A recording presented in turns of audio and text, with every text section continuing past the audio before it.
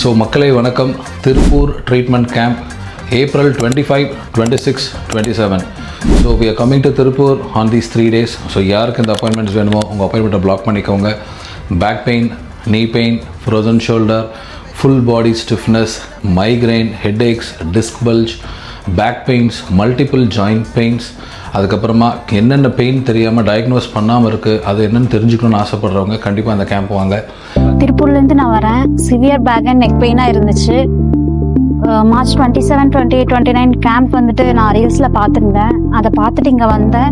Sir எனக்கு 10 session சொல்லியிருந்தாரு. ஆனால் எனக்கு 3 செஷன்லேயே வந்துட்டு பெயின் ஃபுல்லாக ரிலீவ் ஆகிருக்கு. நல்லா இருக்கு. எனக்கு வந்து பேக் பெயின் ஒரு 5 years பேக்காக இருக்குது. அப்பாயின்மெண்ட் வாங்கிட்டு வந்து இங்கே வந்து பார்த்தோம். சார் வந்து 5 to 10 சிட்டிங் சொன்னாங்க. 3 சிட்டிங்கில் எனக்கு கொஞ்சம் பெட்டராக இருக்குது, நல்லா இருக்குது, நல்லா பார்க்குறாங்க.